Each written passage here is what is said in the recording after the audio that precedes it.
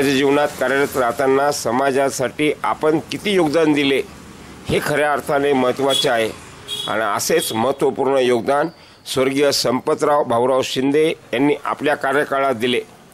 खरे तर संपतरावजी शिंदे यांच्या याच आदर्श विचाराचे अनुकरण प्रत्येकानेच करावे अशा शब्दात काल त्यांना अनेकांनी सुमनांजली अर्पण केली। निमित्त होते संपतराव शिंदे यांच्या दशक्रिया विधीचे। संगमनेर खुर्द येथील प्रगतशील शेतकरी, सेंट्रल बँकेचे व्यवस्थापक तसेच माजी सरपंच श्री अजितजी शिंदे व दीपकजी शिंदे यांचे वडील संपतरावजी शिंदे यांच्या दशक्रियानिमित्त काल अनेकांनी त्यांना भावसुमनांजली अर्पण केली। संपन्न झालेल्या या दशक्रिया विधीस अनेकांनी संपतरावजी शिंदे यांच्या आठवणींना उजाळा दिला। सामाजिक कार्यकर्त्या सौ Durgatai Tambe, Shri Lahanubhau Gunjal, Dilipraoji Shinde, H J Deshmukh sir, Sharadraoji Nana Thorat, Ramdas Patil Wagh, Navnathji Aragade यासह राजकीय, सामाजिक, शैक्षणिक क्षेत्रातील अनेक मान्यवर या प्रसंगी हजर होते। आपल्यातून जाऊन 10 दिवस झाले आणि त्यांच्या दशक्रिया विधीनिमित्ताने मोठ्या दुःखित अंतःकरणाने उपस्थित बंधू आणि भगिनी, संपतरावांच्या बाबतीत जर म्हणायचं ठरलं तर त्यांना घरात आणि गावात दादा म्हणून ओळखायचे। संपतरावचं आत्ताच काशीनाथने सांगितल्याप्रमाणे संपतराव BCom झाल्यानंतर MComचं शिक्षण इथे नसल्या कारणानं पुणे येथील सगळ्यात प्रख्यात असं फर्ग्युसन कॉलेजला, आजही ते कॉलेज टॉपलाच आहे, त्यावेळेस त्यांनी फर्ग्युसन कॉलेजला MCom केलं आणि MCom केल्यानंतर पूर्ण झाल्यानंतर त्यांनी त्या CSI परीक्षा दिल्या। परंतु त्या दरम्यान त्यांचं लग्न झालं आणि लग्न झाल्यानंतरच त्यांना राष्ट्रीयकृत बँक, सेंट्रल बँकेमध्ये त्यांना नोकरी लागली आणि नोकरीच्या निमित्ताने त्यांनी कोपरगाव तालुका असन, संगमनेर तालुका असन, अकोला तालुका असन,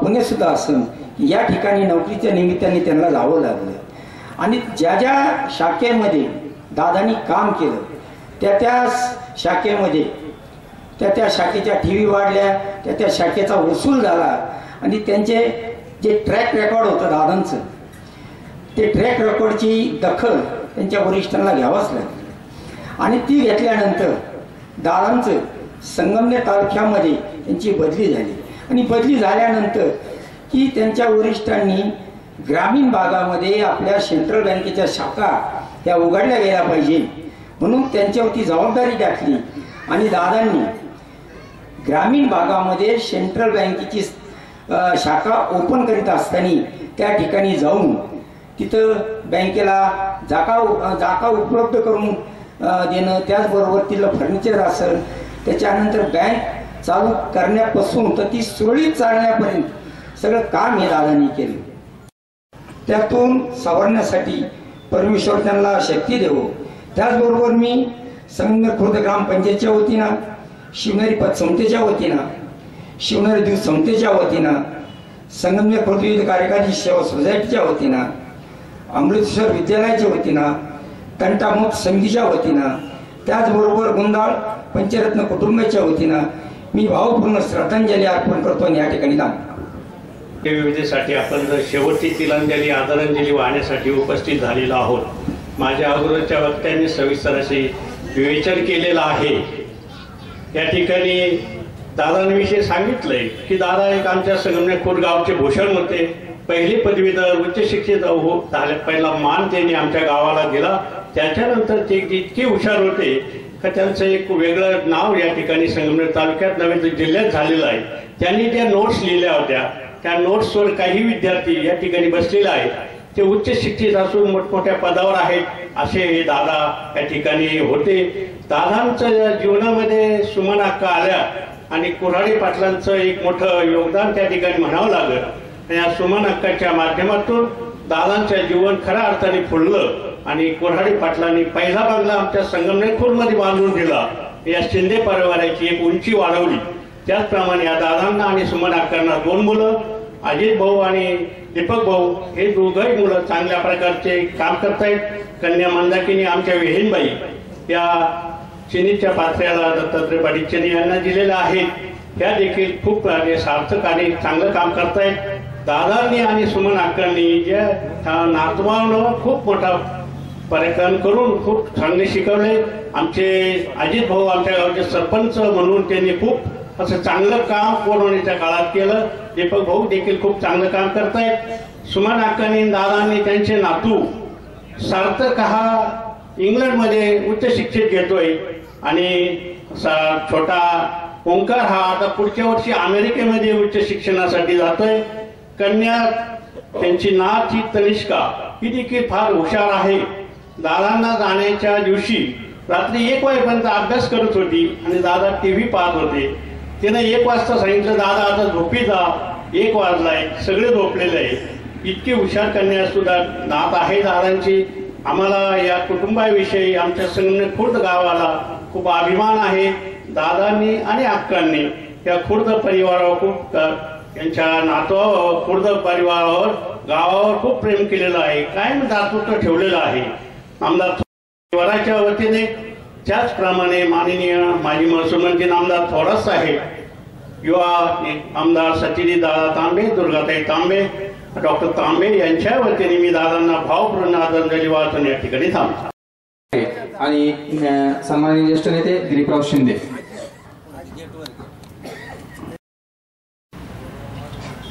तर सुरुवातीपासून कष्टमय जीवन गेलं. त्यांनी संगमनेरच नाही, कोपरगावमध्ये सुद्धा त्यांनी बँकेच्या स्वरूपामध्ये सर्व्हिस केली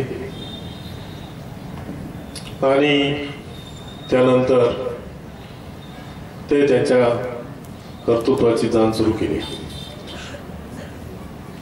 संपत भाऊंच्या जीवनामध्ये ते तर कर्तृत्वरूपी होतेच, परंतु आमची सुमन अक्का त्यांच्या जीवनाची ज्यावेळेस सारथी झाली तसपासून त्यांच्या जीवनाला एक वळण बसलं आणि प्रगतीचा इतिहास सुरू झाला. आज त्यांच्या जीवनामध्ये कैलासवासी माधवराव तुकाराम शिंदे म्हणजे त्यांचे सासरे त्यांचं खूप मोठं योगदान आहे. त्याचप्रमाणे भाऊसाहेब पाटील परडे, उत्तम नाना, प्रकाश भाऊ आणि सर्व कोरडे कुटुंब यांनी या सुमन अक्काला चांगली साथ दिली. त्याचबरोबर संपत नानांना साथ दिली आणि 10 दिवसापूर्वी संपत नाना आपल्यातून निघून गेले. त्यांच्याबरोबर काही दिवसापूर्वी कोरोनामधले काही लोक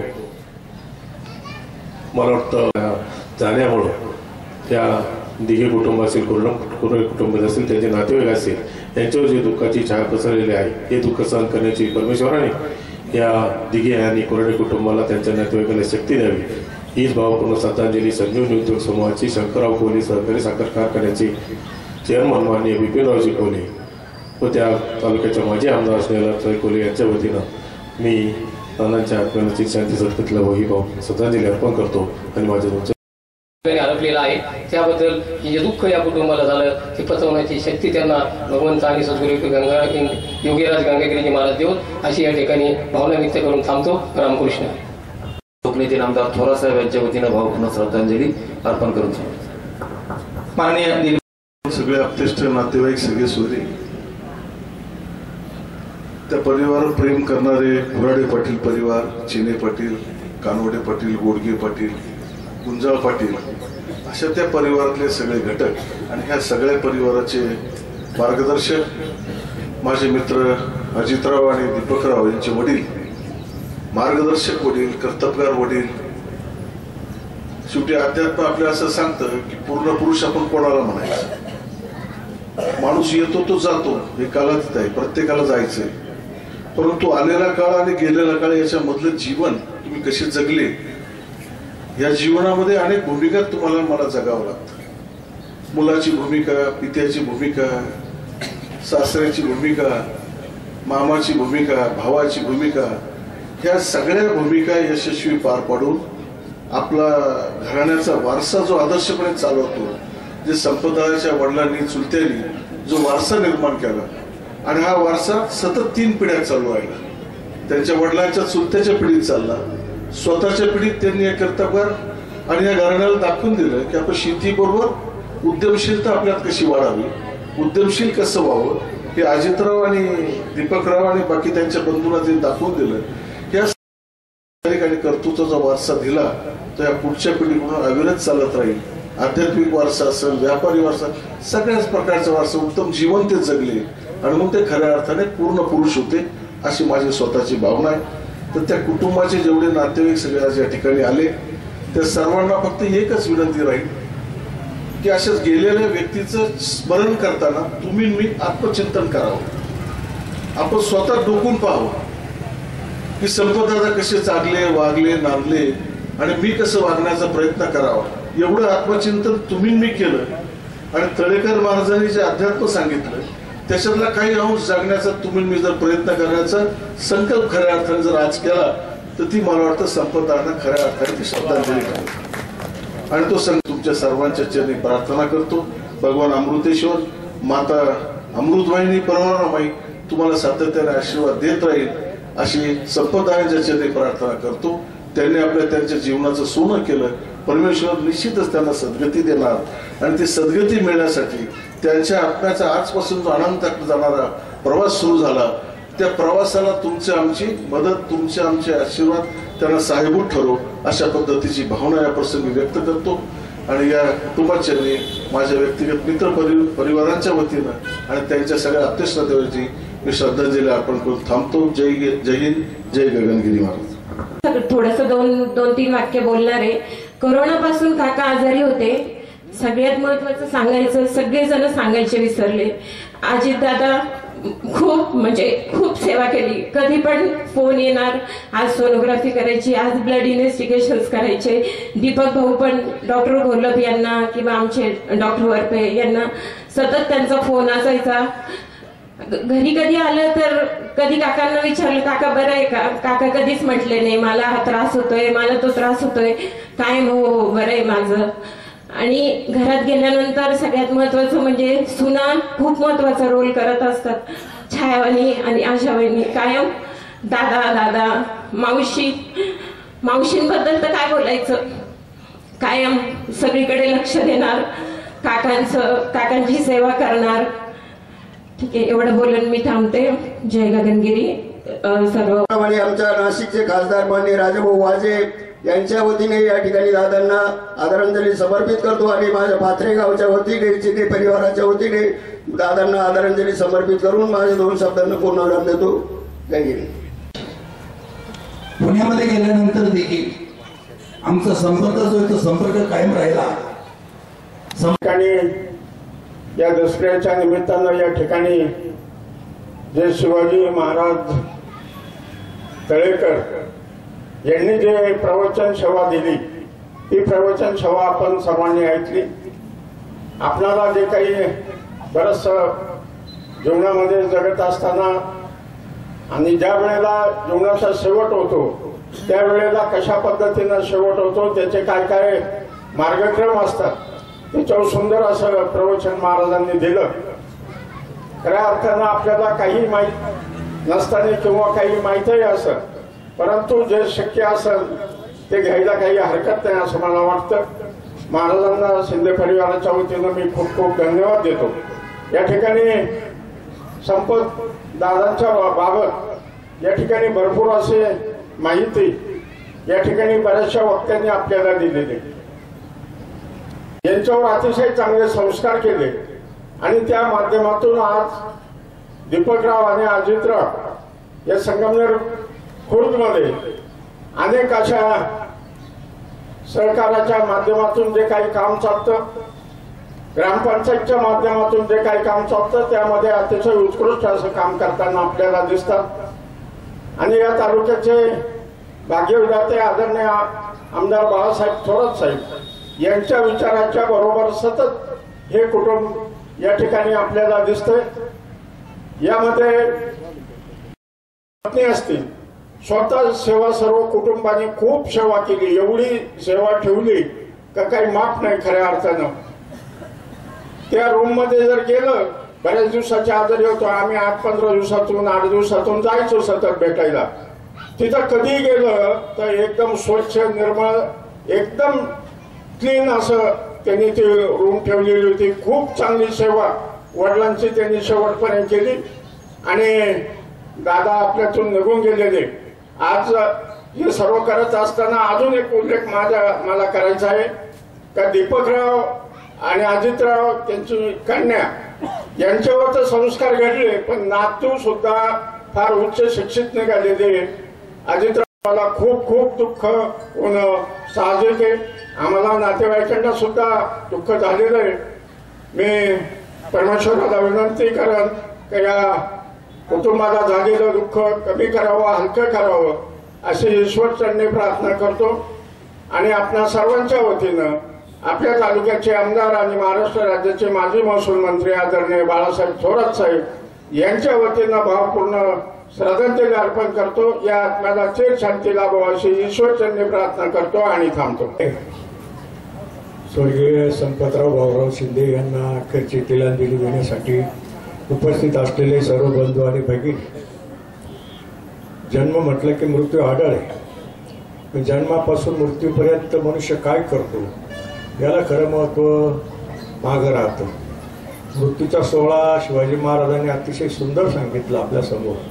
आपण सगळे स्तब्ध होतो का आपल्याला एक नवीन प्रवचन काय मिळाल्यासारखं वाटलं. त्यांचे मी आभार मानतो. कुटुंबाला राहिलं निवृत्ती भाऊ होते आणि त्यांची मुलं त्यांच्या पायावर पाय ठेवून चाललेली आहेत. या कुटुंबाची माहिती सगळ्यालाच आपल्याला आहे, परत ती सांगण्यात काही हे नाही. परंतु एक निश्चित सांगितलं पाहिजे की या कुटुंबामुळं, सुमन आकामुळं माझा कुराड्यांचा संबंध सुमन आकाने घडवला. सुमन आकाची एकच इच्छा होती, हा संबंध जर झाला तर माझे भाऊ माझ्याकडे सतत येत राहतील. या निमित्तानं कुराड्यांशी माझा संबंध झाला. तिथून पुढं आमचं एकच कुटुंब असं एकत्रपणे आम्ही गेली 30 वर्ष झाले तसे एकत्र आहोत. खूप काही बोलता येईल, पण वेळ फार झालेला आहे. खूप जणांचं श्रद्धांजली झालेलं आहे, सर्वांना माहिती आहे. संपतराव मी तसं बरोबरच, परंतु ते शिक्षणाकडे वळले. मला काही शिक्षणाकडे जाता आलं नाही. मी शेतीकडे वळलो, परंतु संबंध हे कायम टिकून राहिले. संपतरावाचा स्वभाव सगळ्यांना माहिती होता. अतिशय मितभाषी, फक्त रामराम घालणे, गप्प राहणे. आपण काय विचारू त्याला उत्तर देणे एवढं. त्यांचा प्रश्न करायचा कधी तोंडातून शब्द नाही निघाला. असे संपतराव गेल्याचं दुःख हे सगळ्यांना झालेलं आहे. आई वडील पती जाण्याचं दुःख हे फार मोठं असतं, पण मला असं वाटतं यातून कोणी सुटत नाही. प्रत्येकाला हे दुःख सोसावं लागतं. संपतराव तसे जगलेले आहेत. खूप वर्ष आजारी ते होते. कुटुंबानं सेवा केली. सेवा करणं हे कुटुंबाचं कर्तव्यच असतं. हे काही कोणी उपकार मानायचं काम नसतं. पण आमच्या सुमनाकानं दोन्ही सुनानी मुलांनी अतिशय उत्तम त्यांची सेवा केली आणि अगदी चालू गेले. फार काही बोलता चालता बरं आहे म्हणायचे सगळ्यांना.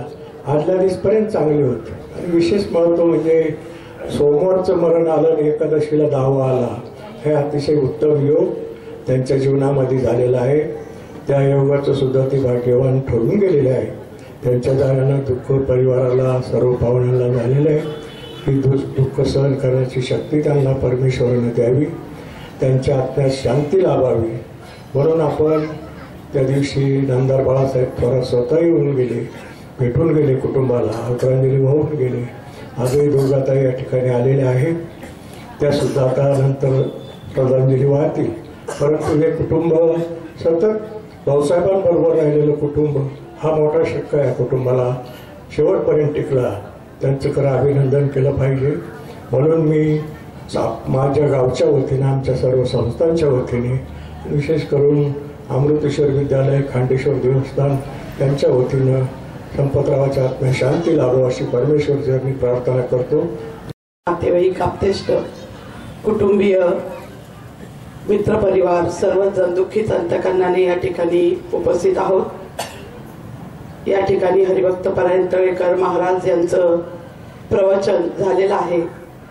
खरं तर आता सर्वांनीच आपल्याला दादांविषयी सर्व माहिती दिली आणि त्यांच्या व्यक्तिमत्वाचा संपूर्ण उल्लेख या ठिकाणी झालेला आहे.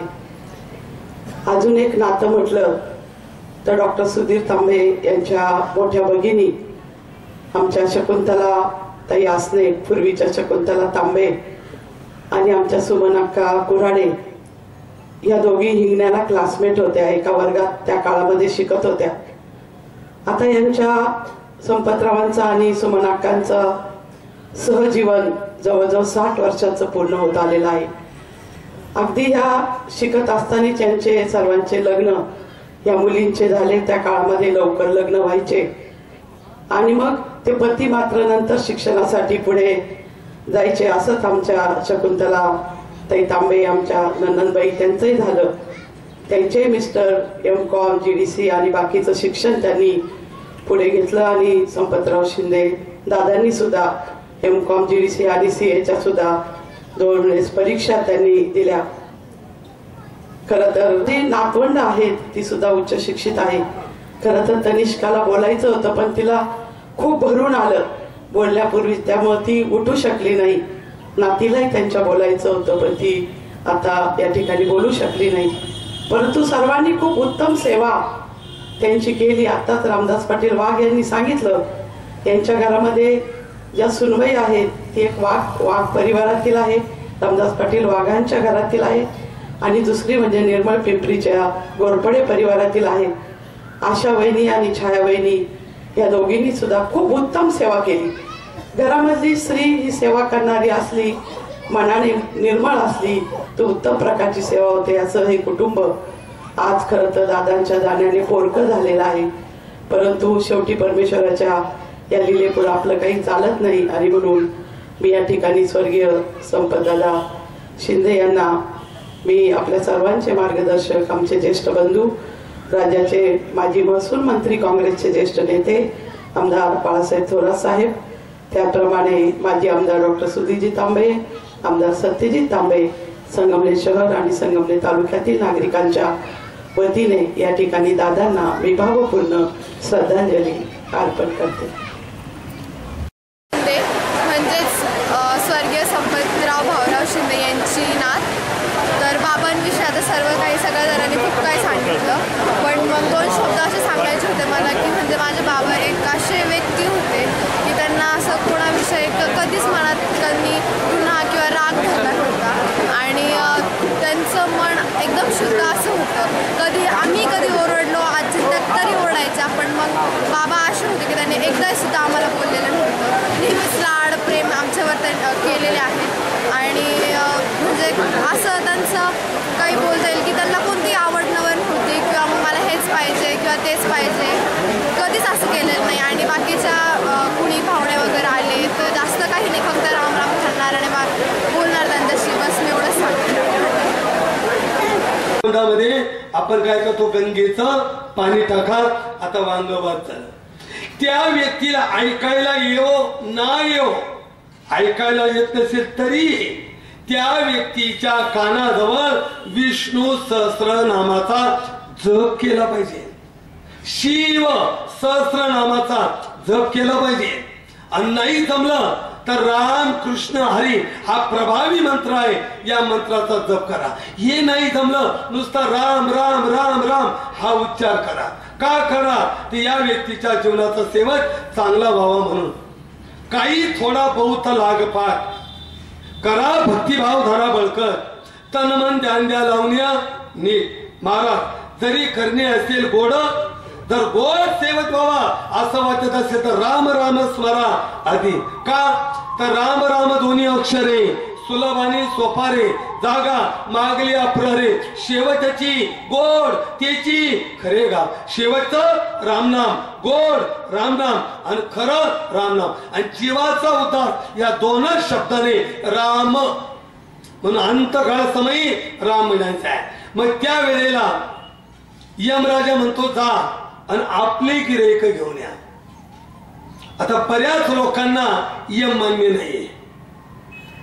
ते म्हणाल महाराज आम्ही चंद्रावरून आता सूर्यावर प्रयाण करतोय, तुम्ही आम्हाला यम सांगताय. यम आहे का हो? यम कोणी बघितले का हो? यम दिसतात का हो? यम आहे. खात्री करून घ्या, खात्री, आणि मग विश्वास ठेवा. काय होतं, थोडा आपण उशिरा जातो, लवकर जा लक्षात येईल. आणि यमाची चाहूल अनेक प्राण्यांना अगोदर लागते आणि तसं घडतं. लक्षात ठेवा, तर रात्री कुत्रे येवळायला लागले, माणसं म्हणतात रमभाऊ गावात कोणी आजारी आहे का, म्हणतो की नाही आपण.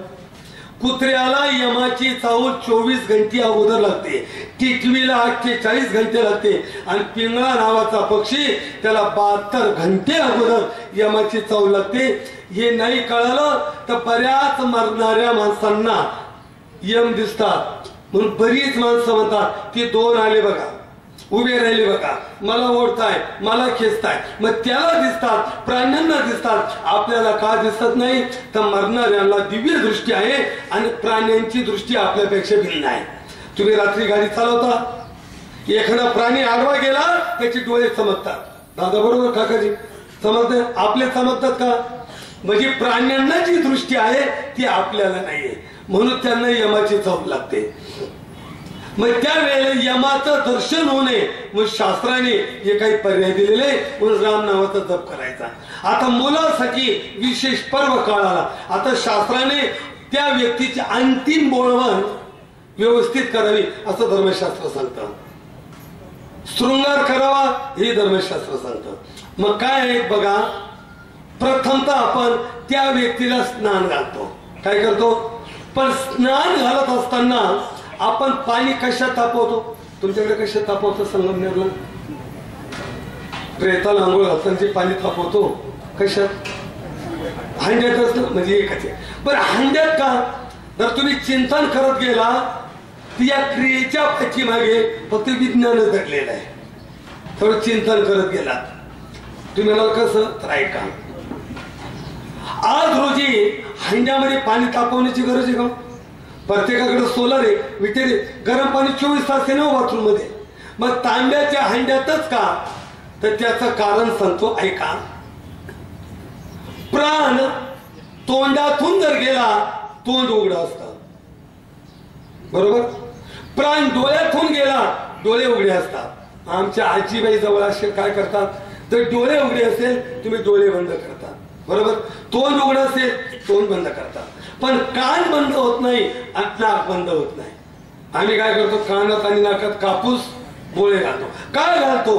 तर या शरीरामध्ये असंख्य रोग आहे. प्राण गेल्यानंतर त्या रोगाचे विषाणू या छिद्रातनं प्रेतावरती पसरून पावतात. मग आमच्या संस्कृतीमध्ये पहिले ते रोग बंद केले जातात, ती विषाणू थांबवतात, म्हणून डोळे बंद करतात, तोंड बंद करतात, नाक आणि कान त्यामध्ये कापसाचे बळे देतात. पण तरी न कळत काही विषाणू समजा अंगावर आले असेल आणि आपतेष्ट मुलं मुली नातू नाती पत्नी जेव्हा प्रेताला आलिंगन देतात, मिठी मारतात, कदाचित हे विषाणू त्यांना बाधू नये म्हणून पहिली ही विषाणू बंद केले जातात. आणि कदाचित आले असेल मग तांब्याच्या भांड्यात पाणी तापवतात. तर तांब धातू हा जंतुनाशक आहे, हे तुम्हाला मान्य आहे. तांब धातू काय? जंतुनाशक आहे. म्हणून पूर्वीच्या काळी आमचे पूर्वज पाण्याच्या माठामध्ये तांब्याचे वाळे टाकत होते. काय टाकत होते? का टाकत होते? तर पाण्यातले असलेले जंतू विषाणू मारण्यासाठी. ताम्र धातू हा जंतुनाशक आहे. बरं, अजून मुद्द्यात सांगतो. आता आपण हस्ते काढण्यासाठी जातो, पैसे टाकतो की नाही? पैसे टाकतात ना हस्तीमध्ये. का टाकतो? आता आजच्या पैशाचा फारसा उपयोग नाही होत, फारसा नाही म्हणजे होतच नाही. पैसे काय टाकत होते तर ही हस्ती आम्ही पाण्यात गंगेत विसर्जन करत होतो. आणि विसर्जन केल्यानंतर कदाचित पाण्यामध्ये प्रदूषण होत होतं. मग पूर्वीचे लोक पैसे टाकायचे, मग पैसे होते तांब्याचे. कशाचे होतं? शिवराई आणा गिन्नी, म्हणजे पैसे नव्हते ते तांबा टाकत होते. आणि तांबा पडल्यामुळे प्रदूषण नष्ट होत होतं, म्हणून हस्तीमध्ये पैसे टाकतात. आता तुम्ही 500च्या नोटा टाकले तर काय उपयोग आहे त्याचा? झाला आता उलट वाढल पण कमी नाही होणार. अलग लक्षात नाही. 13 दिवसापर्यंत मूर्ती पूजा करण्याचा अधिकार नाही, 13 दिवसापर्यंत मंदिरात जाण्याचा अधिकार नाही, आणि 13 दिवसापर्यंत मंगलगंध लावण्याचा सुद्धा अधिकार नाहीये. आणि महत्वाचा मुद्दा आहे, 13 दिवसापर्यंत या परिवाराला चूल पेटवण्याचा सुद्धा अधिकार नाही. म्हणून भाऊ बहीण पाहुणे शेजारी गावकरी यांना भोजनासाठी डबे घेऊन येतात. काय येतात? 13 दिवस चूल पेटवायची नाही. 13 दिवस चूल पेटवायची नाही म्हणून याचं आंघोळीचं पाणी सुद्धा अंगात तापवतात, घरात नाही. लक्षामध्ये ठेवा. आणि मग जर त्यांना 13 दिवस कुठलंच कार्य करण्याचा अधिकार नाही आणि आरती मंगल आहे ही अवस्था अमंगल आहे म्हणून आरती करू नये. मग आरती करत नाही तर करतात काय? तर ऐका, गेलेल्या व्यक्तीचं सूक्ष्म शरीर 10 दिवसापर्यंत घराच्या समोर असतं. तुम्ही म्हणा सूक्ष्म शरीर आहे. हो आहे. रात्री तुम्ही संगमनेर मध्ये झोपलात, स्वप्नामध्ये पुण्याला गेला, झोपलो कुठं? संगमनेरला. स्वप्नात कुठे आहे? पुण्याला. हे शरीर कुठं आहे? संगमनेरला. मग रात्री स्वप्नात जे शरीर गेलं ते कोणतं? त्याला सूक्ष्म शरीर म्हणतात.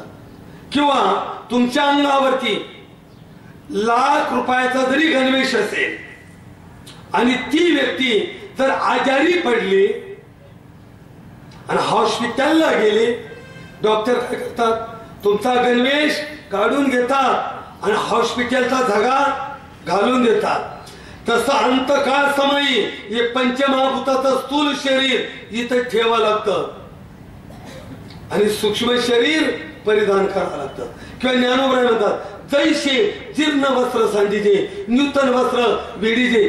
जुना कपडा झाला फेकून देतो आणि नवा कपडा परिधान करतो. तसं शरीर अंतकाळ समयी जे जुनं ज्याचं त्याचं समर्पित करावं लागतं आणि सूक्ष्म शरीर धारण करतं. आणि आरती करू नये. मग करतात काय? तर पूर्वीच्या काळी फोटो नव्हते. त्या व्यक्तीचं स्मरण त्या घरामध्ये 10 दिवस राहावं. कारण त्याने आमच्यासाठी खूप काहीतरी केलेलं आहे ना. किमान त्याचं स्मरण सातत्यानं 10 दिवस त्याच्या घरात घडलं पाहिजे. मग ते स्मरण घडावं म्हणून कणकीचा दिवा केला जातो. तो दिवा पेटवला जातो आणि तो दिवा प्रेतावरून ओवाळून जिथं प्राण गेला त्या जागेवरती 10 दिवस दक्षिणेकडे तोंड करून तो तेवत ठेवा लागतो. विजू देता येत नाही. आता दशक्रिया झाली, आता वीज आता आहे तोपर्यंत जळत आणि भिजला आता नाही पेटवलं तरी चालेल. कारण 10 दिवस त्याचं स्मरण करावं म्हणून तो दिवा लावतात. पण बऱ्याच भागामध्ये ते ओवळण्याच्या ऐवजी आरतीच करायला लागले. प्रेताची आरती होत नाही. आरती करू नये.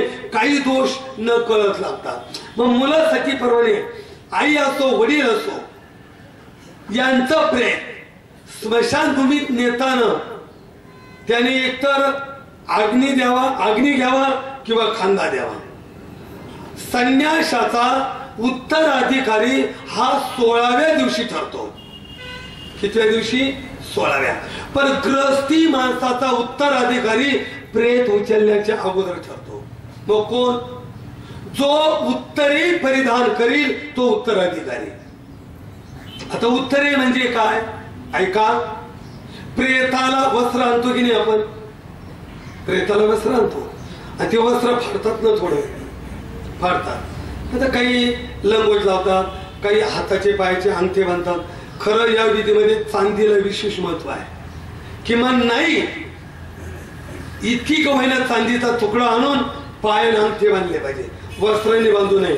ती वस्त्र त्याला उत्तरे म्हणतात. जे फाडलेलं वस्त्र आहे ना त्याला उत्तरे म्हणतात. आणि जो मुलगा अग्नी घेतो ना त्याने ते उत्तरे परिधान करायचं आहे. पण जो मुलगा ते उत्तरे परिधान करतो तो उत्तराधिकारी ठरतो आणि मग त्याने तो अग्नी द्यायचा आहे. आता गृहस्थी माणसाला कोणता अग्नी द्यावा लागतो? तर गृहस्थी माणसाला ग्रह अग्नी द्यावा लागतो.